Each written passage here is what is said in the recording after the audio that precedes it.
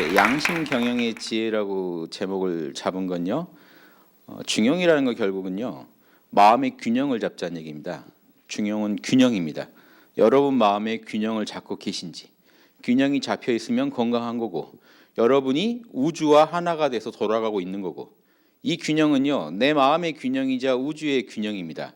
왜냐하면 우리 마음의 뿌리가 이 우주의 근원과 하나로 통해 있기 때문에 내가 이 우주 속에서 균형을 잘 잡고 있는가, 이 부분에 대해서 이제 화두를 던지고 답을 내는 게 중용입니다. 그래서 중용은 단순히 인간관계 속에서의 균형만이 아니라 그게 결국 우주적인 균형이라는 얘기까지 하고 있습니다. 그래서 여러분이 우주에 도움을 주는 당당한 인간으로서 살려면 마음의 경영을 잘해야 된다. 그래서 포인트는 마음의 경영입니다. 여러분의 희노애락을 여러분이 경영하고 계신가? 그 경영만 잘하면 여러분은 인간관계의 경영도 잘하실 수 있고 우주 속에서도 올바른 균형을 잡고 살아갈 수 있다. 이게 앞 시간에서 했던 대학과 연결됩니다. 자신의 밝은 덕, 양심을 밝혀내서 수신제가 치국평천하를 이뤄내자는 이 가르침이 중용에는 똑같이 녹아 있고요. 그러면서 좀 더 우주적인 관점까지 중용은 제시합니다. 그래서 이 중용은 우주적인 관점까지 제시하다 보니 소주역이라고 불립니다. 그만큼 이 형이상학적인 내용까지도 잘 담고 있다 이렇게 평가받고 있고요. 또 다음 시간에 제가 주역도 다뤄드릴 텐데 또 어떻게 연결되는지는 주역하는 시간에도 또 말씀드려 보겠습니다. 다만 이 중용 시간에 내 마음의 균형을 잡을 수 있는가, 즉 중심을 잡을 수 있어야겠죠. 내 마음의 중심 자리를 정확히 찾아서 중심 자리를 가지고 주변을 잘 경영할 수 있나, 이런 화두를 품고 같이 중용을 읽어주시면 중용이 훨씬 재밌게 여러분한테 다가올 겁니다. 중용 1장은 좀 외워두시는 게 좋아요. 너무 멋진 구절입니다. 저는 요즘 분들이 영성지능의 어떤 답을 다른 데서 찾을 게 아니라 이런 고전에서 찾기를 바라고요. 이 중용의 1장 같은 거는요, 정말 인간이 우주에서 어떻게 살지에 대해서 선언한 글입니다. 한번 보시죠. 하느님이라고 제가 번역한 이유가요, 하늘이라고 번역해도 되는데 하느님 할 때는요, 동양에서 천은 이미 신이었어요. 신으로서의 느낌도 있기 때문에 막연히 하늘을 생각하실까 봐 제가 일부러 어떤 특정 종교의 하느님이 아니고 우리 예전 말로 그냥 하느님 이렇게 번역합니다. 하느님께서 명령하신 걸 본성이라고 한다. 하늘이 인간한테 이 명령을 해놨다는 겁니다. 어떻게 살아라 하고 명령을 해놨다는 겁니다. 하늘이 인간한테 명령을 해놓은 것을 본성이라고 한다. 여러분 마음 안에 이미 명령어가 들어있다는 거예요. 유교의 명령어는 어떤 걸까요? 제가 늘 말씀드립니다만, 자, 저는 항상 이렇게 도너츠를 그리고 설명해 나갑니다. 자, 요 그림만 잘 이해하시면 제가 이거 하나로 앞으로 24강을 다 이걸로 풀 거라는 걸 잘 아실 거예요. 이 그림만 잘 이해하세요. 우리 마음엔 두 차원이 있습니다. 본질적인 차원, 원불교에서 일원상이라고 하는 시공을 초월한 본질적 차원이 있고 시공 안에 차원이 있습니다. 이 영역은요, 시공이 없어요. 나와 남이 없어요. 여기는요, 시공이 있어요. 나와 남이 다릅니다. 나와 남이, 이 얘기는 나와 남이 같다는 얘기죠. 여기서는 뿌리 자리니까 우주의 뿌리예요. 시공을 초월한 뿌리예요. 시공이 없으니까 여긴 인과의 세계도 아니고 우주의 원형의 세계고, 이 원형이 있으니까 현상계에서 이 원형의 그 진리에 따라 이 현상계 안에서 똑같은 작업이 일어납니다. 자, 그런데 시공 안에서 표현되니까 맛이 달라져요. 시공을 초월한 세계에서도 음향이 있습니다. 그러니까 이게 지금 우리나라에서 태극기라고 하는 태극이 우주의 뿌리를 그려놓은 겁니다. 음향기가 아니에요. 태극기지. 우주의 근원을 우린 국기에다 그려놨다고요. 그리고 그러니까 현상계에서도 음향이 작동합니다. 추나추동이 일어나고 금목수화토가 돌아가고 인의지가 일어나고 희노애락이 일어나요. 이게 오행대로 돌아갈 수밖에 없습니다. 그런데 문제는 우주의 이 근원이 되는 이 중심자리가 우리 마음의 중심이기도 하다는 겁니다. 단순히 막연히 우주의 중심이 아니에요. 우리 중심이지. 내 마음의 중심이지. 그래서 여러분 마음의 중심에는요, 하느님이 명령을 새겨놨다는 겁니다. 그게 여러분의 본성이란. 그럼 여러분 어떻게 살아야 되냐? 여러분 마음에 이 음양을 새겨놨다는 얘기는요, 이 결국 음양이라는 거는 이 진동이죠. 자, 뒤에를 가볼게요. 음양은 진동이죠. 이렇게 음양으로 늘 진동하라고 이 원불교에서 음양 상승이란 말씀입니다. 음양이 서로가 서로를 이기는, 결국 이게 끝없이 발산과 수렴이에요. 양이 이기고 음이 이기고, 양이 이기고 음이 이기고. 이게 우주의 프로그램은 이게 다라는 거예요. 동양은 우주는 이렇게 굴러가게 우주의 근원 자리에서부터 이미 그렇게 새겨져 있었다. 프로그램이. 그래서 이 프로그램을요 밖으로 드러난 걸 보면 뿌리도 알 수 있죠. 진짜 우리 시공을 초월한 차원에서 우주가 그걸 명령했는지 어떻게 하느냐? 아니 실제로 명령이 구현된 거 보면 알죠. 자 보세요. 그래서 먼저 음양만 잘 이해하시면 동양의 모든 고전은요 음양의 원리를 우주의 프로그램으로 봅니다. 그래서 태극이라는 게 결국 음양이 돌고 도는 모습으로 이루어져 있는 거예요. 자 수기운, 가장 낮은 게 왜 수기운이라고 하느냐? 가장 차가운 물을 상징합니다. 목은요 자라긴 자라는데 불처럼 자라진 않죠. 고체가 자라니까 기체가 이 치솟는 것만큼은 못합니다. 나무, 아주 뜨겁게 발산하는 거는 불, 따뜻한 건 나무, 서늘한 거는 쇠요. 쇠는 서늘한 정도지 아주 차갑진 않단 말이죠. 아주 차가우면 물. 가운데 토는요 글자가 또 우리가 외우기 쉽게 플러스 마이너스로 이루어져 있습니다. 실제 내용도 그래요. 플러스 마이너스의 균형. 이렇게 알고 지은 건 아니고 우연히 그렇게 된 건데 외우기가 쉬우니까 좋죠. 자, 음양오행 다 공부하셨어요. 별거 아니죠. 음양이 뭡니까? 요거요. 아침, 낮, 저녁, 밤 돌아가는 겁니다. 1년으로는요. 1년은 어떻게 될까요? 겨울, 봄, 여름, 가을, 또 겨울이요. 자, 이거밖에 없다는 거예요. 우주는 원초적으로 이렇게 돌아가게 만들어놨다는 거예요. 그래서 여러분 여기서 희노애락도 일어납니다. 보실래요? 이 중심에 욕망으로 놓고 욕심으로 놓고 보면요. 욕심이 충족되면 희, 아주 충족되면 락, 욕심이 좌절되기 시작하면 분노, 아주 좌절되면 슬픔.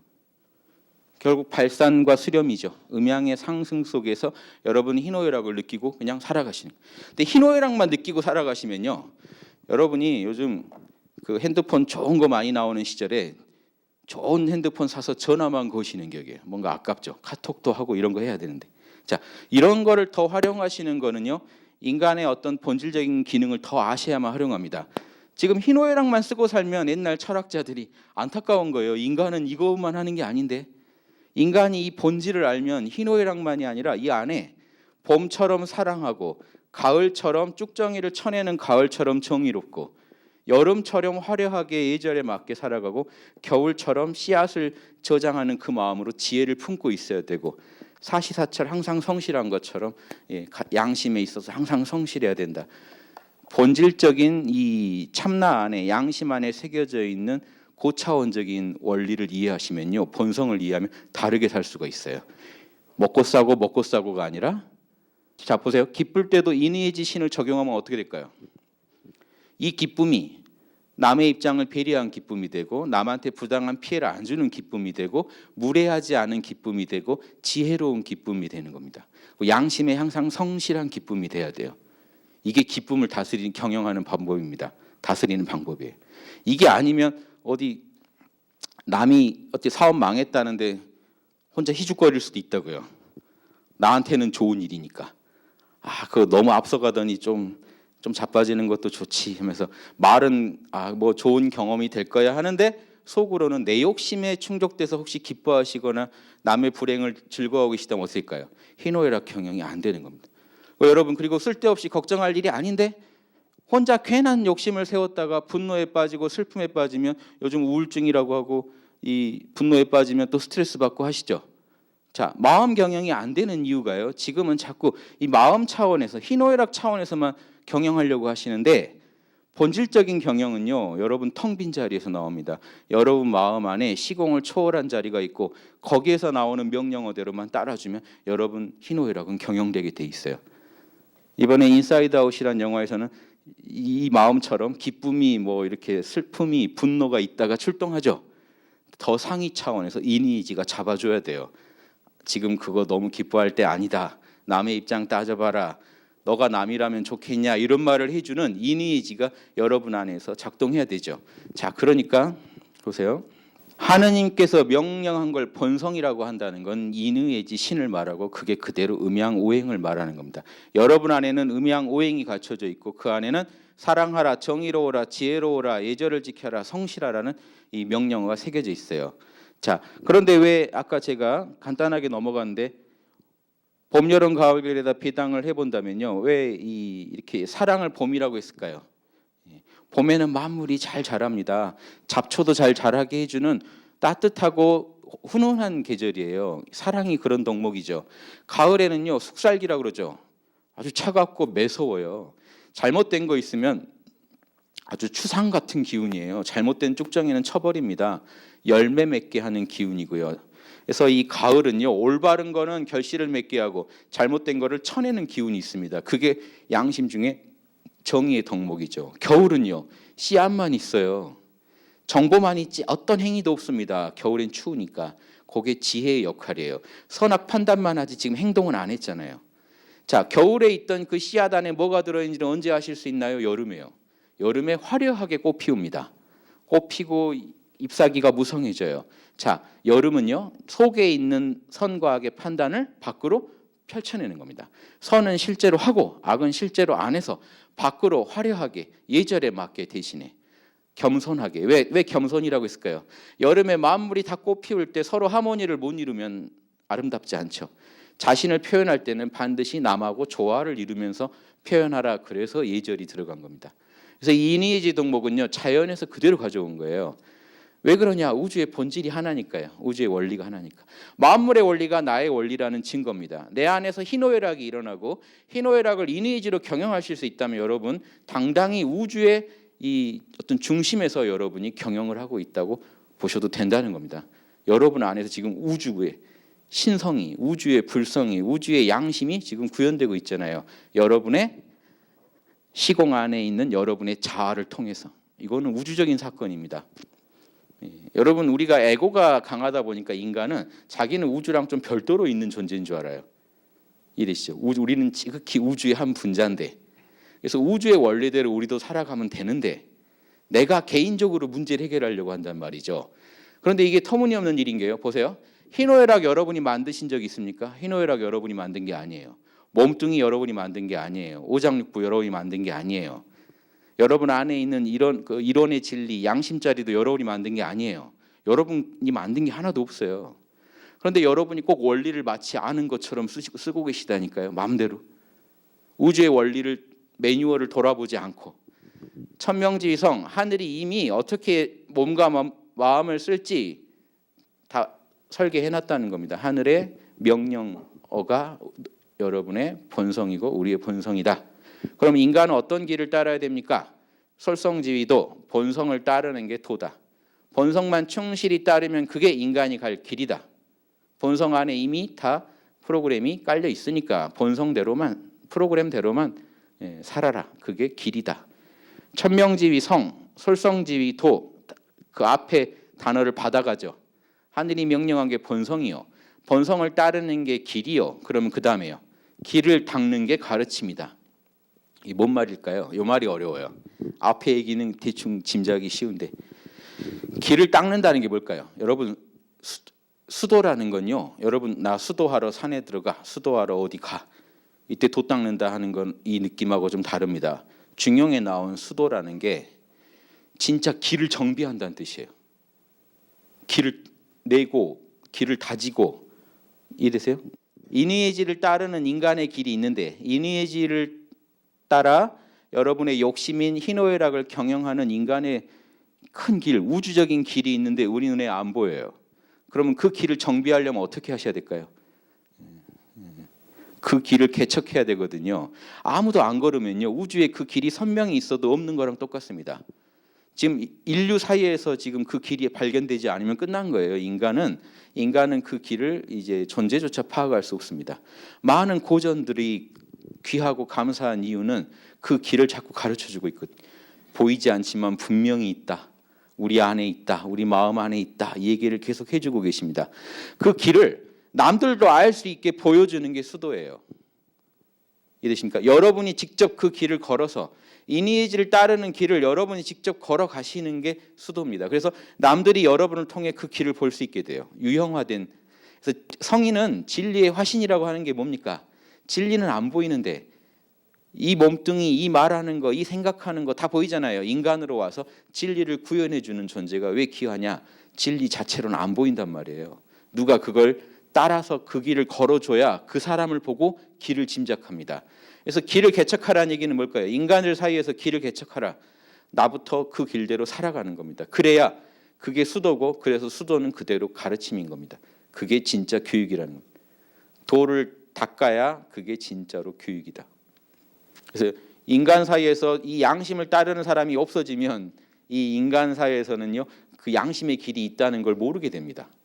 그래서 서양 철학자 중에요, 명상록의 저자 있죠, 마르크스 아우렐리우스가 이 말을 해요. 똑같은 말합니다. 거기는 양심이라는 말을 이성이라는 말로 씁니다.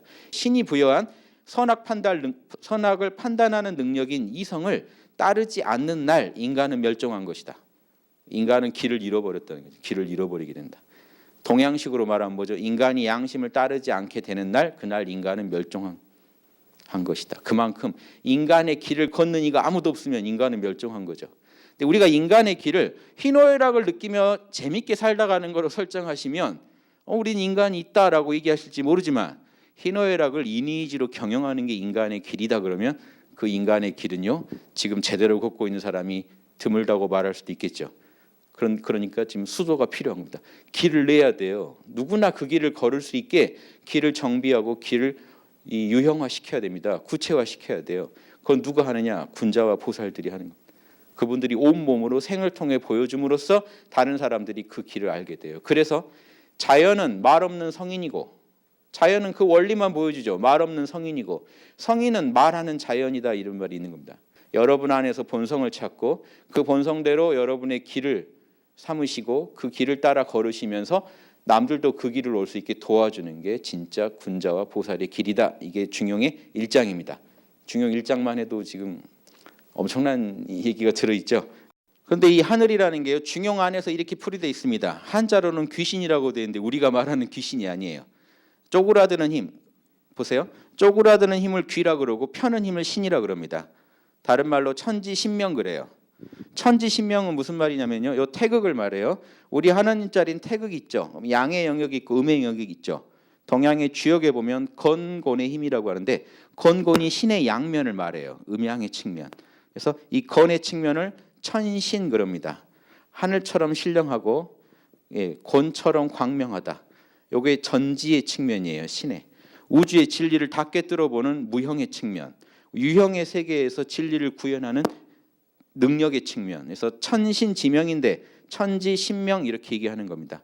이건 아주 고대부터 발견되는 용어예요. 그래서 동양 고대부터 천신지명을 천지신명이라고 합니다. 주역에서는 저걸 건곤, 음양불축지신 이렇게 불러요. 주역에서는 음양불축의 신. 그럼 결국 음양불축이라는 건 음도 있고 양도 다 있다는 겁니다. 그래서 이 귀신, 그래서 귀신이라고 동양에서 말할 때는요, 지금 우리가 말하는 인간의 죽은 영혼을 말하는 게 아니고 귀, 돌아가는 힘과 신, 펴는 힘을 말합니다. 이 신이 펴다는 뜻도 있거든요. 이런 얘기까지 하면 안 되는데 이게 손이라고 했죠. 물건을 쫙 펴는 모습이 지금 펼신자입니다. 그럼 이거는 뭘까요?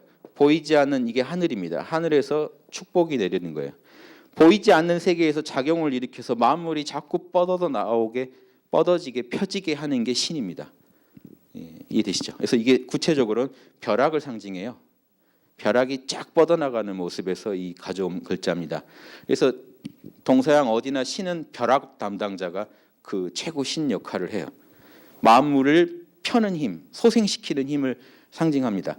그래서 천신지명이라는 거, 하늘이 이렇게 벼락 쳐주고 땅이 하늘의 이치를 또 받아서 바로 땅에서 개별적인 어떤 존재들을 계속해서 만들어내는 거, 그 이치대로. 이게 이제 신의 전지전능인데 이 양면입니다. 신의 양면입니다. 그래서 그럼 프로그램이 있어야죠. 동양에서는 신은 어떤 프로그램으로 우주를 저렇게 굴리고 있나요? 음양오행 8개의 프로그램이요. 음양오행 8개는 신 안에 있는 신의 뜻이고 신의 본성이고 신의 원리고요. 그대로 현상이 이제 펼쳐지는 걸 보면서 우리가 이제 물질을 통해서 그 질서가 이제 구체화된 것을 볼 수가 있죠. 그래서 이 하느님의 덕은 성대하구나. 보고자 하여도 보이지 않고 들으려고 하여도 들리지 않되, 즉 우리 오감의 영역이 아니라는 겁니다. 만물의 본체가 되어 빠뜨릴 수 없구나. 그런데 만물을 보면 추나 추동이 질서정연하게 굴러가고, 아침 저녁이 질서정연하게 굴러가고, 낮과 밤이 질서정연하고, 음과 양의 변화가 질서정연하더라. 신기하죠. 그래서 이게 보이지 않되 만물의 본체구나. 수정란이 변해서 아이가 자랄 때요, 손가락 만들어질 때 제가 그 영상을 봤는데 신묘합니다. 보세요. 이쪽 세포들은 발산해요. 이쪽 세포들은 쪼그라듭니다. 음양 작용이 없으면 여러분 손가락 안 나와요. 기가 막힙니다. 누가 시킨 듯이 움직여요. 자연이 시키고 있는 거죠. 이 자연의 그 명령한 주체를 하느님 이렇게 보는 겁니다. 그래서 이 하느님이 인간 안에다가 명령어를 안 새겨놨을까요? 우주에서 제일 특혜받은 존재인 인간을 만들면서 여러분 엄청난 특혜를 받은 존재입니다. 인간의 뇌가요 어마어마한 에너지를 자원을 먹어요. 그래서 다른 동물들은 뇌를요 아주 최소화시켜서 내보냅니다. 그래서 배울 필요도 없게 해서 내보내요. 핸드폰 중에 그 용량이 떨어질수록 기능 최소화해서 그 기능만 되게 내보내죠. 근데 고급일수록요 더 힘들어요. 백지로 내보냅니다. 알아서 깔으시오. 이게 제일 어려워요. 인간이 이 지구에서 제일 어려운 존재인 게 알아서 깔으라고 해놔요. 한 30년은 깔아야 돼요. 다른 애들은요 그렇게 깔면 지구 자원이 그 감당을 못해요. 이 포도당을 우리가 뇌가 어마어마하게 먹죠. 뇌가 쓰는 에너지가 인체에서 크기 때문에 다른 동물들 뇌는요 우주에서 아주 규격화해서 내보냅니다. 그리고 최소 기능만, 그 기능만 할 수 있게, 배울 필요도 없게, 나면 바로 그 기능이 구현돼요. 인간 아이는요 못 일어난 채로 몇 달을 또 가죠. 엄청 공을 들여야 되게. 이만큼 이거는요 우주에서 엄청나게 여러분 특혜를 누린 거라고 생각하셔야 돼요. 지구에서 한정된 자원 인간한테 몰아준 거예요. 그러면 인간이 과연 그 값을 하느냐 이거죠. 짐승본만 못한 사람 이런 말 들을 정도면 이게 안타까운 거죠. 짐승들은 그러니까요. 짐승들은 자기한테 깔린 대로 최선을 다해 쓰기 때문에 우주가 더 요구하지 않습니다. 인간한테는 요구해요. 왜냐? 인간이 만약에 짐승 수준으로만 희노애락 차원에서만 살고 있다면 짐승만 못한 거예요. 이거는 왜냐하면 좋은 핸드폰 사서 나쁘게 쓰고 있는 거니까 이 더 낮은 버전의 핸드폰 사서 열심히 쓰는 것만 못하다는 거예요. 아까 마르크스 아울리우스가 인간은 진짜 이성 안 하면 인간 아니다 했듯이 동양에서 맹자는 짐승이랑 인간이 다른 부분이 아주 조금인데 그게 양심이에요. 군자는 그걸 챙기고 소인은 그걸 안 챙기더라. 이 얘기를 합니다. 예. 그런데 아무튼 우주에 존재하는 모든 존재들은 다 이 음양오행의 프로그램대로 살아가게 됩니다. 자, 한번 더 가볼까요? 그래서 자, 겨울처럼 지혜롭고 봄처럼 사랑하고 여름처럼 예절 바르고 조화를 이루고요. 가을처럼 정의롭고 이 사계절이 항상 성실하게 돌아가는 것처럼 양심을 성실하게 쓰면 됩니다. 자, 여러분 동대문 이름이 뭘까요? 해 뜨는 쪽이 봄을 상징해요. 해 지는 쪽이 가을을 상징하고 가장 더운 남반구가 여름을 상징하고 추운 북쪽이 겨울을 상징합니다. 그러니까 조선시대 때 대문 이름 지을 때 이대로 지었어요. 동쪽은 흥인지문이요. 이쪽이 북쪽입니다. 남쪽을 보고 있어요 지금. 남쪽은요 숭례문, 예절 있죠. 서대문 이름은 뭐겠어요? 의자가 들어가겠죠. 돈이문. 북쪽은요 지자가 들어가야 되는데 정도전이 앞에 세 개를 짓고 마지막에다 숙정문 그랬어요. 겨울은 정숙하다는 의미도 있거든요. 그냥 정숙문이라고 해버린 거예요. 숙정문이라고. 지혜 지자를 안 넣었어요. 그래서 이 사람들은 답답하겠죠. 지혜를 넣고 싶겠죠. 나중에 지혜를 넣습니다. 사대문은 아니고 지금 상명대 앞에 문을 낼 때 홍지문이라고 지어서 지금 있어요. 지혜를 넓혀라. 근데 고종 오니까 조선 이제 곧 끝날 때인데 그때도 아쉬워서 가운데 신이 없다 해가지고 뭘 지었을까요? 가운데 보신각이요. 종각 이름을 보신각으로 바꿔요. 그래서 500년에 걸쳐서 서울에 이 이름들이 지어진 겁니다. 이내지 신이. 우리 조선은요. 아무튼 다른 거는 잘 못한 게 많은데 양심 하나 구현하자는 그거는 우리가 계승해도 좋습니다. 보편적인 거니까요. 양심은. 그거 하나는 저도 높게 칩니다. 조선시대 때 가장 강령이 됐던 가르침이 주자의 이 소학에 있는 가르침이에요. 보세요. 원형리정은 하늘의 길에 항상됨이요 인의지는 사람의 본성의 강령이라. 이게 사자소학에도 있기 때문에 조선시대 때 아주 어린 아이도 저건 다 외웠던 얘기입니다. 우리나라 수준 높았죠. 이것만 가지고 얘기하면. 자, 원형리정이 뭐냐면요. 원은 살리다는 뜻이고 형은 잘한다는 뜻이고 리는 수확한다는 뜻이고 정은 정숙하다, 이 감춘다는 뜻입니다. 겨울의 에너지를 표현한 거예요. 자, 그러니까 원형리정은 어렵게 생각하지 마시고 생장수장이라고 보시면 돼요. 그러니까 봄에는 생겨나고 여름에 자라고 가을에 수확해서 겨울에 창고에 감춰지죠. 씨앗으로. 이 돌고 도는 게 하늘의 영원한 돌이면 인간의 본성은 사랑, 정의, 예절, 지혜가 본성이다. 저게 하나다 이겁니다. 우주의 원리와 인간 안에 있는 본질은 하나다. 여기 그래서 성리학 그럽니다. 우주의 원리와 인간의 본성은 하나다. 그래서 성리학이라고 그래요. 이해되시죠? 너무 많은 정보가 막 물밀듯이 쏟아져 오니까 좀 힘드시죠? 네. 익숙한 걸로 한번 보실래요? 정전의 일원상 법어예요. 이 원상에 이게 동양의 무극이자 태극입니다. 본성자리, 시공을 초월한 본성자리의 진리를 깨달으면 시방 삼계가 다 우리 내 집안 지금 나랑 둘이 아니게 돼요. 내 본성이 우주의 본성이니까요. 여러분이 본성을 깨치면 여러분은 우주의 중심에 서게 되고 여러분의 마음이 그대로 우주가 됩니다. 중심자리에 서면. 또한 우주 만물의 이름은 다르나 결국 뿌리가 둘이 아니고요. 제불, 부처와 조사, 범부와 중생의 성품이 다 똑같이 이론상입니다. 그런데 여기서 끝나면 재미없죠. 생로병사의 이치가 추나추동과 같이 될 줄을 알며 인과응보의 보응의 이치가 음양 상승은 음양이 서로를 이기는 모습입니다. 같이 되는 줄 알며 또는 원망구족한 것이며 지공무사한 것인 줄 알리로다. 이 원상이 원망구족하고 지극히 공적이라 삿된 게 없다는 겁니다. 자, 그런데 중간에 저 말이 뭘까요? 생로병사의 원리가 추나추동과 같이 될 줄 알며 하는 게 지금 요겁니다. 제가 대종경의 대소유무의 원리를 지금 설명드리려는 이 중용의 원리랑 함께 연결해서 말씀드려보면 시공을 초월한 뿌리 자리가 대예요. 이론상이 대예요. 우주에. 이거 설명하신 그대로 제가 따라하는 겁니다. 지금. 자, 소라는 거는 시공 안에 쪼개져 있는 것들이 작은 겁니다. 시공 없는 게 큰 거고 시공 안에 쪼개져 있는 게 작은 거예요. 대소, 유무는 뭘까요? 생겨나는 게 유고 사라지는 게 무예요. 봄, 여름, 유, 가을, 겨울, 무로 돌아갑니다. 그러니까 생로병사의 원리가 우리 이론상 안에서 다 나오고 저렇게 왜 돌아갈까요? 이론상이 시키니까요. 이론상 안에 저 진리가 새겨져 있으니까요. 이론상대로 현상계는 구현되는 겁니다. 생로병사가 돌고 그게 음양 승강이죠. 승강이죠. 음양이 서로 오르고 내리는데 다른 말로 음양 상승입니다. 서로 이겨보는 거예요. 양이 이기면 올라가고 음이 이기면 쪼그라들고 양이 이기면 생겨나고 음이 이기면 사라지고 결국 그러면 우리의 천명은 뭐로 보면 됩니까? 인의지 잘하라는 얘기입니다. 여러분 어떤 식으로 좋은 과보를 만들어낼 수 있을까요? 음양의 원리를 알아야 좋은 과보를 만들죠. 음양의 원리는 뭘 얘기해요? 여러분 음양이 있다 보니 희노애락도 일어나겠지만 희노애락을 뭐로 경영하라고요? 인의지로 경영하라고요. 이게 양심 경영법입니다. 여러분의 욕심은 버리는 게 아니라 양심으로 경영하시면 돼요.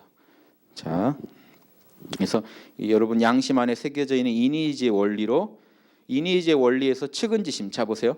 사랑을 막연하게 사랑하라 이런 명령어로만 알지 마시고 사랑하라는 여러분의 명령어 본성이 있기 때문에 여러분 마음에는 항상 어떤 감정이 일어나요? 후천적으로 측은지심이 자꾸 일어납니다. 측은지심은 후천이에요. 자, 양심 자체는 원불교 이론대로 하면 대예요. 대, 큰 거예요. 측은지심은 작은 거예요. 자꾸 싹이 나요. 시공을 초월한 뿌리에서 시공 안에 여러분 현상계 안에 여러분 마음에 자꾸 싹이 나요.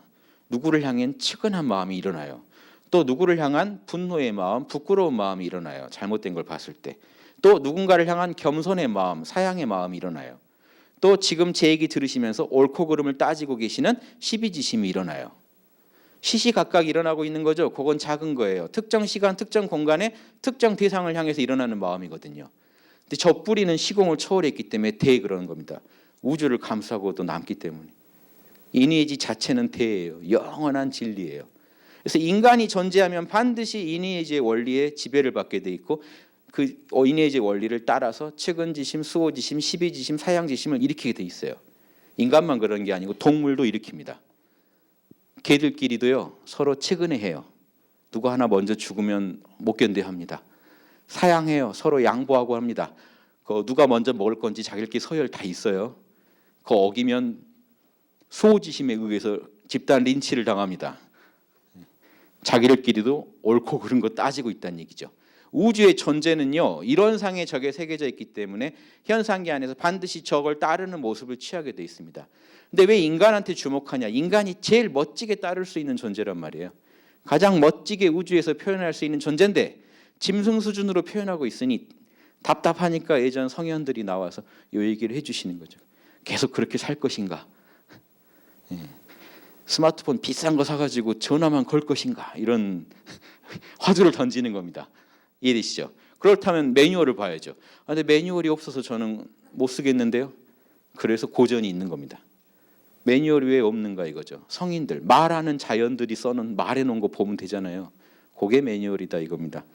자, 측은해하고 사양해하고 수호지심을 느끼고 또 시비를 따지는 그 마음, 그 양심은 한마디로 호선오악의 마음이라고 할 수 있어요. 선을 좋아하고 악을 싫어합니다. 욕심은 제가 호리피에 그랬잖아요. 이익을 좋아하고 해를 싫어하는 마음. 한비자에 나온 말인데요. 근데 동양의 유교 고전들에서는 호선오악을 중시합니다. 근데 호선오악이요. 호선오악이라고 해서 이로운 거 싫어하고 뭐 손해 좋아하는 게 아니라고요. 기준이 달라요. 호선오악은 모두에게 유리해야 좋아하고 모두에게 손해가 가는 걸 싫어한다는 거고, 호리피에는 나한테 이득이 되는 걸 좋아하고 나한테 손해가 오면 싫어한다는 거예요. 자, 이런 욕심이 없는 사람이 있을까요? 없어요. 욕심은 있습니다. 여러분 지금 앉아 계신 것도 다 욕심이에요. 조금이라도 편한 자세 취하고 계시죠? 조금이라도 나한테 유리하려고, 조금이라도 피해 안 가게 하려고. 이건 본능이에요. 우주가 그렇게 시킨 겁니다. 여러분이 못돼서 욕심을 갖고 있는 게 아니에요. 우주가 욕심을 줬죠. 욕심은 여러분 하나를 관리하는 마음이에요. 그러니까 이 관리하는 사람 말 들어줘야 돼요. 기부를 막 한 1억 하고 싶어도 오늘 1억 기부하면 우리 가족이 굶게 돼 있고 오늘 아마 잠 못 잘 거다, 이 얘기가 욕심이 해주면 좀 들어야 돼요. 욕심하고 타협을 해서 정하는 겁니다. 즉 타협이라는 게 선악을 타협하는 게 아니라 욕심이 지금 어떤 처지에 있는지 알아야 내 양심을 써서 인의지를 써서 어떤 식으로 처리할지가 나오거든요. 자기 욕심의 소리를 정확히 못 듣는 분은요 무리한 선행을 하다가 자빠집니다. 보살은 그렇게 무리한 분이 아니에요.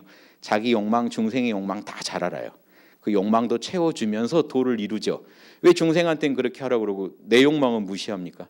내 욕망도 잘 달래서 좋은 길로 인도하는 게 이 공부이기 때문에 욕망을 버리자는 게 아니고 욕망을 무시하자는 게 아니라 욕망은 이런 속성을 가지고 있다는 것만 아시면 돼요. 그래서 이익이 되면 좋아하고 기뻐하고 손해가 오면 분노하고 슬퍼하는 겁니다. 이 차원대 마음이 있고 그걸 경영해야 될 더 주체로서의 양심이라는 마음이 있는 겁니다. 근데 저는 두 가지 다 효율성을 추구하는 마음이라고 봐요. 욕심은 효율성을 추구하는데 양심은 비효율적인 것 같아요. 이건 잘못된 말입니다. 양심이야말로 진짜 효율적인 마음이에요. 구성원 전체가 이롭게 되기를 바라는 마음이거든요. 오히려 욕심은 비효율적이에요. 한 사람만 좋고 나머지가 다 피봐요. 이해되시죠? 그래서 저는 대화적 효율성을 양심, 소화적 효율성을 욕심 이렇게 봅니다. 그래서 논어에 소인은 이익에 밝고 군자는 정의에 밝다, 이 얘기를 저는 이렇게 풉니다. 소인은 자기에게만 유리한 마음, 욕심에 밝고 대인, 군자는 모두에게 유리한 거, 그걸 찾는, 즉 선한 걸 찾는 그런 양심에 밝다, 이렇게 보시면 욕심과 양심이 잘 보이실 겁니다. 여러분 양심의 소리 들으시려면, 천명을 따르시려면 저대로만 사시면 돼요. 항상 깨어 계시고 선정의 마음, 마음을 리셋하라고 제가 리셋이란 말도 씁니다. 모른다. 여러분 이름도 모른다 해버리시면 마음이 리셋돼요. 모른다. 모든 걸 내려놓게 됩니다. 자, 시공 안에 여러분이 갖고 있는 희노애락의 마음을요 다 모른다 해버리면 어떻게 될까요? 내가 기쁜지 즐거운지 슬픈지 분노에 있는지 모르겠다 하고 놔버리면요 내 이름도 모르겠다, 몇인지 어딘지도 모르겠다 해버리면 시공, 나와 남이 다 탈락돼 버립니다. 그러면 여러분 자연스럽게 중심에 가 계세요. 우주의 중심에. 존재만 하고 텅 빈 마음인데 존재만 하고 있습니다. 그런데 존재라는 건 알아차림이거든요. 텅 비어 있는데 알아차리고 있는 순수 각성 상태에 들어가요. 수신결에서 공적 영지라고 합니다. 텅 비어 있는데 알아차리고 있어요. 유교에서 양심을 뭐라고 하는지 아세요? 허령불매요. 텅 비었는데 신령하게 불매라는 건 어둡지 않고 환하게 알아차리고 있다는 겁니다. 의식이 생생하다는 겁니다. 설명이 똑같죠. 공적 영지가 양심이에요. 유교에서는. 양심을요, 요즘 후천적인 양심을 많이 얘기하다 보니까 유교에서 말하던 양심을 들으시면 좀 오해하세요. 유교에서 양심이라는 것은 참나를 말합니다. 그 작용까지도 양심이라고 부르다 보니까 우리가 이제 오해하게 된 건데, 자, 희노애락을 내려놓고 중심으로 돌아가시면 여러분 자연스럽게 인의지가 나옵니다. 근원에서. 측은지심, 사양지심, 수호지심, 십이지심이 탄력을 받아요. 그래서 근원으로 돌아가 주시기 위해서 항상 몰입을 하고 깨어 계셔야 됩니다. 이 선정에 들어 있어야 되는 거죠. 마지막 나머지 것들은 지혜와 실천의 덕목입니다. 정보와 판단을 자명하게 판단하고 남의 입장을 배려해주고 부당한 피해를 주지 않고 사랑, 정의죠. 남에게 무례하게 굴지 않고 예절. 이 모든 걸 항상 성실하게 양심을 구현하려고 노력하는 최선을 다하는 그 실천, 덕목까지 갖추게 되면 깨어있음, 선정과 지혜와 실천이 여기 다 들어있다는 거 아시겠죠? 개정해가 다 들어있어요. 사막이 다 들어있기 때문에 이렇게 하면서 여러분 양심 경영의 달인이 되시라는 겁니다. 자, 본성을 따르는 게 길이라고 했죠. 그럼 여러분 본성을 안 따를 때라는 게 있을 수 있나요? 고요할 때도 본성을 따라 깨어 계셔야 되고 움직일 때는 생각, 감정, 오감을 본성에 따라 양심에 맞게 쓰셔야 돼요. 한순간도 이 길에서 떠날 수가 없습니다. 길에서 잠깐이라도 떠날 수 없으니 만약에 여러분이 떠날 수 있다면 그건 길은 아닙니다. 떠나도 되는 거예요. 떠나서 떠나진다면. 이런 까닭에 군자는 보이지 않는 걸 경계하고 진실하게 하며 들리지 않는 바를 두려워한다. 보이지 않고 들리지 않는 게 뭔지 아세요? 여러분 속마음이요. 남한테 보이고 들리지 않는다는 겁니다. 속마음 관리를 개판으로 하면서 도를 추구한다, 길을 닦는다 이런 건 없다는 겁니다. 남이 안 보는 속에서도 항상 인간의 길을 따르고 있어야 진짜 군자다 이 얘기입니다. 그래서 숨겨진 것보다 잘 보이는 게 없고 미세한 것보다 잘 드러나는 게 없다. 여러분 속마음 잘 숨겨지고 안 드러난 것 같죠? 남은 다 압니다. 결국 다 압니다. 그래서 군자는 나만 홀로 아는 그 자리 조심하는 거다. 대학이랑 연결돼요. 대학의 성의장에 있는 내용이에요. 똑같아요. 자, 그러니까 길을 떠날 수 없어요. 여러분 떠났다는 착각만 있어요. 뭔지 아세요? 제가 이런 비유 듭니다. 이 얘기할 때는 여러분 교통법규를 떠날 수 있나요? 어길 수는 있죠. 과태료 무셔야 돼요. 즉 그 법을 떠날 수는 없어요. 마찬가지로 이 도를 떠날 수가 없어요. 떠나시면 반드시 인과응보의 도리에 따라 여러분 값을 치르셔야 됩니다. 그러니까 알고 빨리 지키는 게 눈치 빠른 사람이죠. 저는 군자와 보살은 눈치가 좋은 사람이라고 봐요. 저 무형의 세계에서 오는 이런 우주적인 메시지를 남보다 빨리 이해해서 실천한다. 엄청난 겁니다. 성인성자 써드릴게요. 성인성자가요. 귀이자에 입구자죠. 밑에 탁월할 임자인데 탁월할 임자가요. 옛날 글자로 보면 이렇게 돼 있습니다. 사람이 흙 위에 서 있는 모습이에요. 남보다 우뚝 서 있다는 겁니다. 뭐 하는데요? 천명을 잘 듣고 남한테 설명해 주는데 달인이라는 거예요. 인터스텔라 영화 아시죠?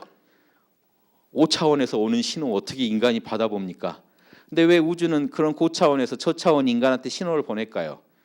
무형의 고차원은요, 인간이 안 움직여주면요 우주에서 좋은 인과를 만들 수가 없어요. 씨 뿌리는 사람은 인간인데요. 이론상의 진리는 씨를 뿌릴 수 없습니다. 여러분이 씨를 뿌리는 거지. 그래서 이론상의 진리가 아무리 선으로 여러분을 인도해도 여러분이 악의 씨를 계속 뿌려버리면 현상계는 악의 결과물이 넘치게 됩니다. 그래서 우주가 도와주고 싶어서 이 내면에서 계속해서 양심적으로 살아라고 외치지만 이런 성인들이 나오지 않으면 그 은미한 소리를 듣고 남에게 말로 해줄 수 있는, 아무리 봐도 우주가 사랑하래, 정의로워야 되는데 안 그러면 찜찜한 것 같아 신호가 하면 자명해져. 요 얘기를 인류 저 고대부터 누군가 눈치챈 분들이 있겠죠. 그분들이 영성지능 높은 분들이고 그분들이 이런 길을 열어낸 겁니다. 개척한 거예요. 그분들을 우리가 성인이라고 하는 겁니다. 천명을 잘 알아듣고 남에게 설명해 줄 수 있는 달인들이요. 그래서 이런 분들이 이 길을 알아낸 거죠. 인간이 어떻게 살아야 되는지. 무형의 길이라 안 보이니까요. 그분들이 길을 개척해 준 거예요. 말만 하신 게 아니라 온몸으로 보여줬기 때문에 지금까지 전해온 겁니다. 소크라테스가 자기 목숨을 걸었잖아요. 자신이 주장한 진리를 실천하는데 목숨을 걸었기 때문에 사람들이 믿은 겁니다. 정말 목숨보다 귀한 길이 있나 보다 하고, 예수님이 십자가에 처형 당하셨으니까 정말 귀한 게 있나 보다 한 거죠. 온몸을 던져서 구현하지 않으면 사람들은 그거를 실감나게 느끼지 못해요.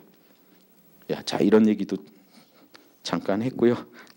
자, 이 얘기 또 중용이 제일 핵심입니다. 요 구절은 해야 돼요. 희노애락의 감정이 아직 발동하지 않은 것을 중심이라고 하고, 감정이 발동하되 모두 절도에 맞는 걸 조화라고 한다. 요 구절이요, 동양의 어떤 진짜 내공을 보여주는 말입니다. 보세요. 희노애락이 없는 이 중심 자리가요, 이 시공을 초월한 자리가 중심이라는 겁니다. 우리 마음에. 우주의 중심이기도 해요. 시공이 없는 차원이니까. 여러분, 안드로메다를 여행 다녀도 거긴 시공 아닙니다. 시공을 떠난 자리가 모든 우주의 중심이에요. 그 자리는 둘이 없어요. 그래서 여러분 마음 안에서 시공을 떠나도요, 그 자리가 우주의 중심 자리예요. 둘이 없는 자리이기 때문에.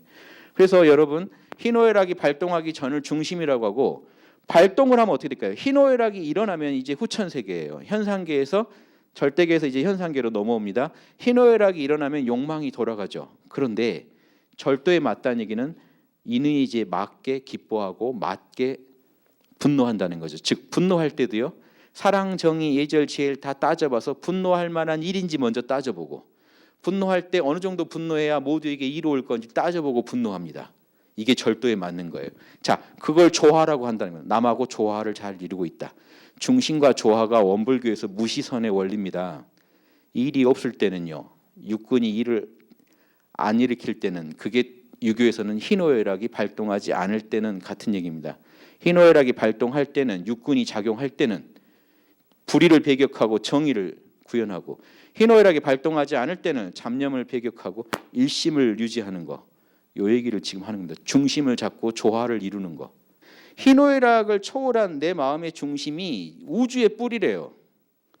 우주의 중심이랑 직통에 있다는 얘기를 하는 겁니다. 그리고 조화라는 건 인의에 맞게 희노애락을 경영한다는 거는요, 천하의 두루 통하는 길이래요. 아마존에 눈물 찍으신 분들 얘기 들어보니까 배려하려고 최선을 다했대요. 조금만 잘못하면 화살이 날아올 것 같고. 그런데 상대방 입장을 진심으로 배려하는 모습을 보이면 통해요. 신기하죠. 그러니까 천하 어디 가도 통하는 길이라고 하는. 자, 이 정도 하면 어떻게 될까요? 지금 이거는 인간사에서 얘기하신 것 같은데, 중심과 조화만 이루면요, 천지가 제자리 잡게 되고 만물이 길러진대요. 이제 우주적인 스케일로 나갑니다. 중용에는 이 말 말고 이 표현도 있어요. 인간이 천지에 참여한다, 이런 표현도 써요. 우주에 참여한다는 거예요. 그래서 천지인입니다. 우주를 구성하는 세 요소를 말할 때 천지인이라고 하는 게 어떤 의미인지 아세요? 형체 없는 거, 형체 있는 거, 형체 있는 것과 없는 것이 합쳐진 거.